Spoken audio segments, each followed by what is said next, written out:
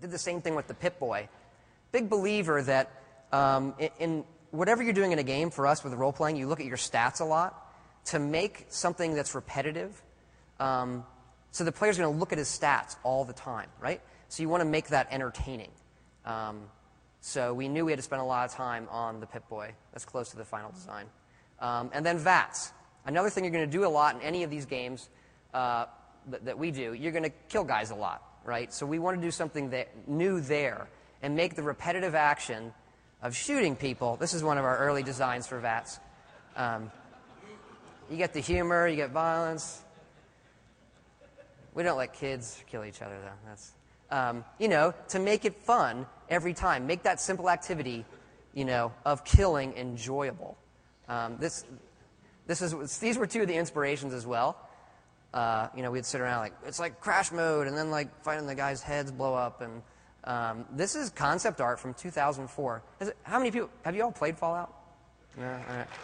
Okay. Is anybody not? Come on. Yeah, there you go. You're a truth teller. So we did this concept art in 2004. This is what VATS is going to feel like. What is the experience of VATS? It's not like a heavy design. It's like, well, you target the stuff thing, and then it goes, and it's all fun, and people, their heads blow off. Everybody claps. Yay. Okay, rule number 2. So that was define the experience. Rule number 2 is keep it simple, okay? Internal reason for doing this. Doing something really well takes time, more time than you probably have. External. The player won't appreciate or understand your complicated ideas. One of our rules internally, too, is we can do anything, we just can't do everything. This works well with team members who are like, why don't you like my idea? It's not that I don't like your idea. Another thing to do with keeping it simple is make marketing part of your process. This is Pete Hines, who's the product manager on Fallout 3. Where's Pete? The best in the business at this. There, back, he's waving. Pete's really, really part of the team, and he's a good guy. He has a great sense of how will the consumer react to this. So I'll go to him with features. Okay, it's like this. What do you think? Oh, no, that's bad. And then you keep, okay, well, how about this? What do you think about this? And Pete's excited that people will think this. And the other thing with marketing to realize is that everything you do from the beginning is part of the player experience. That's how we view it. So, when you run your first cover story, that's the first experience of Fallout 3, and then your website, and then the teaser trailers and demos you give, and then they see the box on the shelf. That's an experience. That's experiencing Fallout. What does the box look like? What does the manual look like? Is it in the tone of the world? What does the actual disc look like? So by the time the player has put your game in, they have already experienced all of this stuff. They have an expectation. They've already learned things, if they're savvy enough, and most of them are. So you kind of have to work all of that into your process. And again, keep it simple. All right, so the big one. Great games are played, not made. Again, it sounds fairly easy, right? You play your game, and then you change it to the parts you don't like.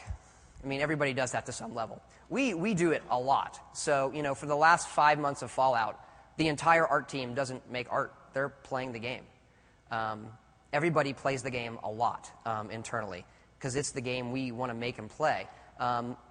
So finding things that are wrong and agreeing on them is the hard part.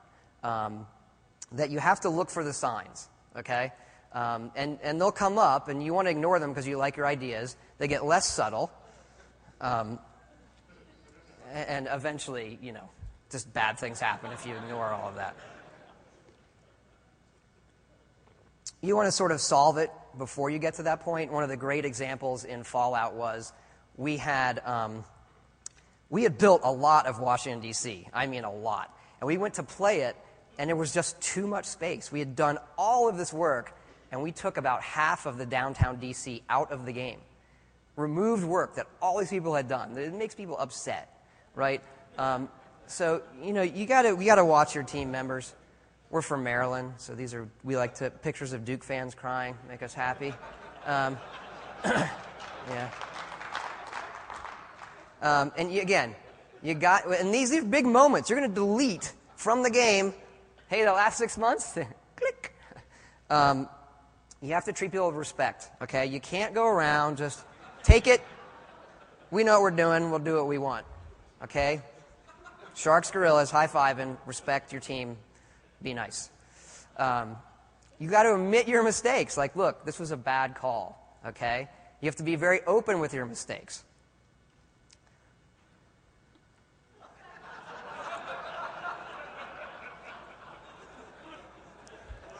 I actually think this is my favorite slide. And this is really hard to do, believe it or not, okay? It sounds easy, but when it comes to your stuff, it's hard to do. Now we're going to go through the 4 levels of player experience. Okay, so what are you looking for when you're making these changes? The first level, a player is starting your game. The first thing they're doing is learning it. How do you make that fun? When people play your game, there's this anxiousness when you play, right? So you have these moments when you buy a game. When do you actually start having fun? Okay? You put the game, it's like, well, I don't quite get it yet. I'm learning the controls. This is a big thing I think the industry has to tackle. How to let people have fun while they're learning. And then they get to actually playing, okay? So now they're playing your game, all right? They aren't necessarily worried yet about dying, okay? They want to just play and have fun. Once you're into this stage, you move up, and then you can start challenging them. Okay, it gets harder in some way. They've mastered these skills. It's not till you're through that. People want to win. I love this. Yeah. So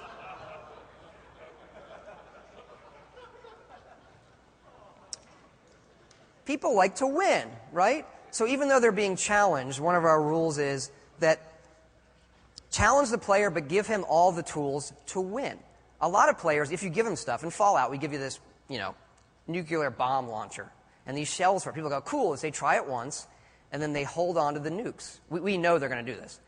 And then they run into something hard, and they're like, well, I don't want to be a wussy. I'm not going to use my nukes yet. They have a way out. They just don't want to use it yet. They finish the game with this pile of nuclear bombs. But that's a good device to always give the player a way out. He can always win. It's not till you get through that you can then surprise them with something new.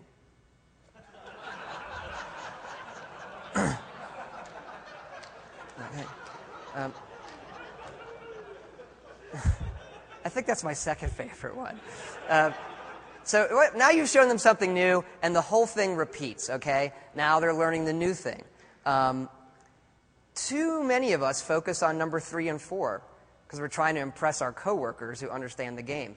The really good game makers, Nintendo is the best at 1 and 2.